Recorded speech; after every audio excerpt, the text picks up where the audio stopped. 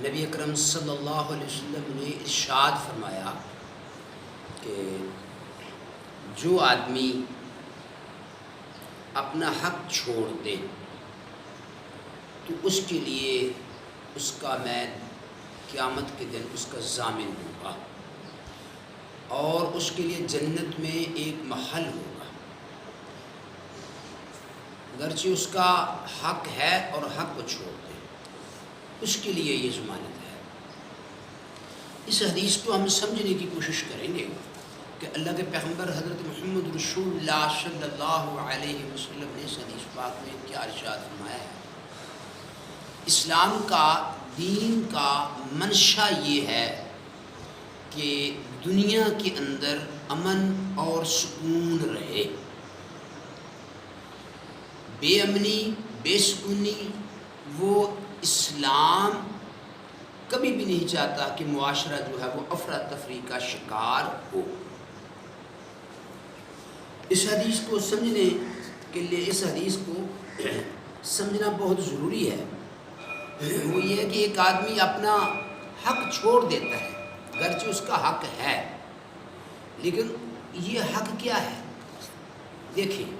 اگر دو آدمی آپس میں جھگڑا کرتے ہیں، ایک حق پر ہے اور دوسرا حق پر نہیں ہے، جو حق پر نہیں ہے اس نے زیادتی کے ساتھ دوسرے بھائی کی زمین، جائیداد، مکان یا کسی اور چیز پر قبضہ کیا ہوا ہے۔ اب دونوں میں جھگڑا پیدا ہو گیا، ایک حق پر ہے اور ایک نے اس کے اوپر نہ حق قبضہ کیا ہوا ہے۔ اب دونوں طرف سے ہوتا کیا ہے؟ دونوں طرف سے ہوتا یہ ہے کہ معاشرے کے اندر جو حق پر آدمی ہے اس کے ساتھ آدمی مل جاتے ہیں۔ اچھا بھئی تم حق پر ہو، ہم تمہاری مدد کریں گے، ہم تمہاری مدد کریں گے تو تم اپنا حق وصول کرو۔ اور کچھ لوگ جو ہیں اس ظالم قسم کے آدمی جو لوگوں کے حقوق پر ڈاکہ ڈالتا ہے، کچھ لوگ اس کے ساتھ ہو جاتے ہیں اور اس کو کہتے ہیں کہ آپ حق پر ہیں یا نہیں ہیں، لیکن ہم تمہارا ساتھ برادری کی وجہ سے، معاشرتی طور پر یا کسی اور لالچ کی وجہ سے ہم تمہارا ساتھ دے رہے ہیں۔ ان دونوں سبب سے حق والا آدمی جو ہے وہ بھی، یہ جس نے قبضہ کیا یہ بھی، اب ان دونوں میں معاشرہ جو ہے وہ تقسیم ہو چکا ہے۔ اور معاشرے کے اندر کیا ہوا؟ معاشرے کے اندر افراتفری پیدا ہو گئی ہے، لڑائی جھگڑا پیدا ہو گیا ہے، اور معاشرے کا امن، سکون اور جو معاشرے نے ترقی کرنی تھی وہ ختم ہو گئی ہے۔ اب یہی حق وصول کرتے ہوئے بہت زیادہ دفعہ ایسا دیکھا گیا ہے، آپ نے بھی دیکھا ہوگا، تجربہ ہے اس بات کا کہ حق کو وصول کرتے ہوئے قتل ہو جاتے ہیں، اور پھر لوگ کئی سال تک اپنے حق کو وصول کرنے کے لیے عدالتوں میں چکر لگاتے رہتے ہیں، عدالتیں فیصلہ نہیں کرتی۔ اور جو آدمی طاقتور ہے اس نے دوسری کی زمین جائیداد پر زبردستی قبضہ کیا ہوا ہے اور کچھ لوگ اس کے ساتھ ہیں۔ اب معاشرہ جو ہے وہ تقسیم ہو چکا، اب معاشرے میں افراتفری پیدا ہو گئی ہے۔ اسلام یہ چاہتا ہے کہ معاشرے کے اندر کسی قسم کی کوئی افراتفری پیدا نہ ہو۔ اس لیے نبی اکرم صلی اللہ علیہ وسلم نے فرمایا کہ جو آدمی حق پر ہے اور اس نے کیا کیا؟ اپنے حق کو چھوڑ دیا، اس کے لیے اللہ کے رسول صلی اللہ علیہ وسلم نے قیامت کے دن جنت میں ایک محل کی بشارت دی ہے۔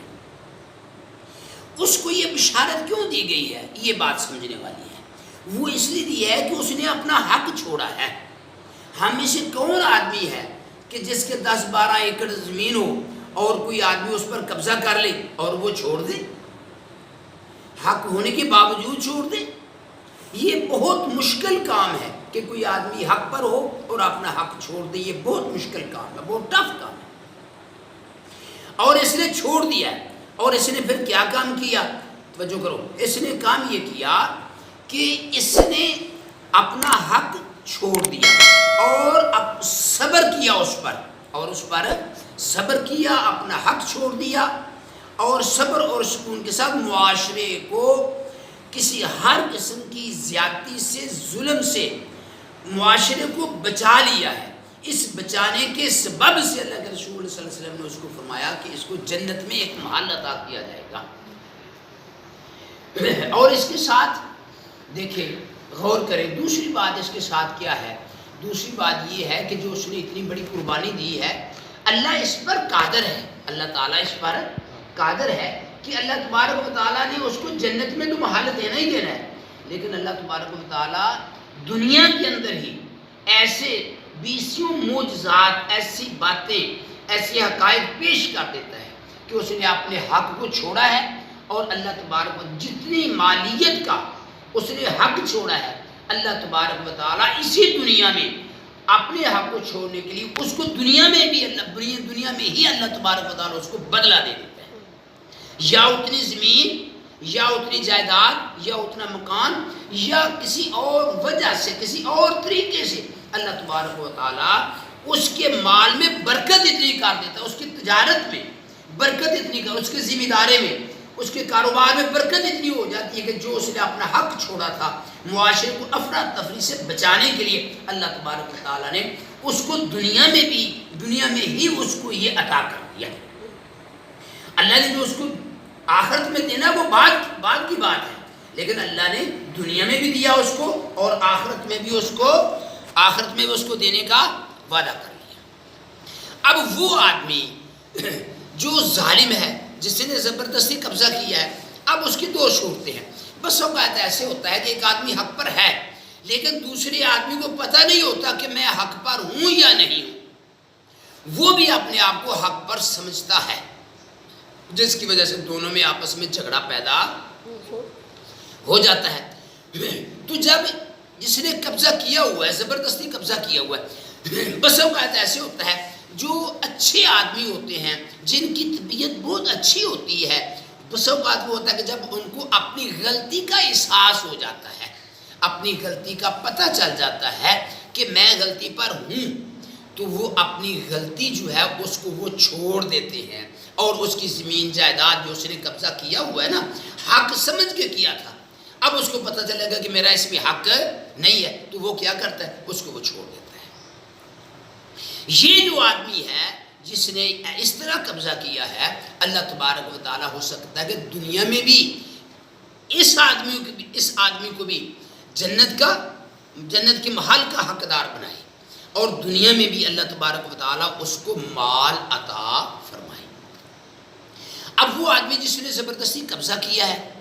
اب وہ اس کو پتہ چل گیا ہے کہ میں غلطی پر ہوں، لیکن باوجود غلطی کے وہ چھوڑتا نہیں، اس کے ساتھ آدمی لگ جاتے ہیں۔ اب وہ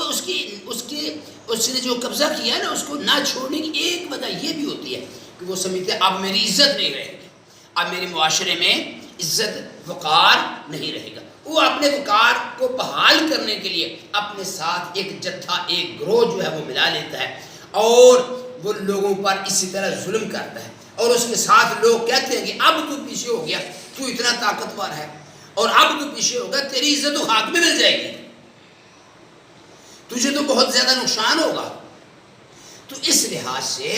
اس کے لیے سزا ہوگی، جس نے زبردستی قبضہ کیا اس کے لیے سزا ہوگی۔ اس کے متعلق اللہ کے رسول صلی اللہ علیہ وسلم نے دوسری حدیث میں فرمایا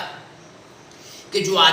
ایک آدمی دوسرے آدمی کی جائیداد پر، زمین پر، گھر پر قبضہ کرتا ہے، جتنی زمین پر وہ قبضہ کرتا ہے، قیامت کے دن یہ ساری کی ساری زمین اس کے سر پر رکھی جائے گی اور اس کو اٹھاتا پھرے گا، یعنی اس کو یہ سزا ملے گی قیامت کے دن کہ تم نے غریب پر غریب سمجھ کے لوگوں کی جائیداد پر، مال دولت، گھر مکان پر قبضہ کیا تھا، اب اس کی سزا یہی ہے کہ آپ اس کو اٹھاتے پھریں، اور لوگوں کو پتہ چلے کہ یہ ظالم بندہ ہے کہ جو مخلوق خدا کو دنیا میں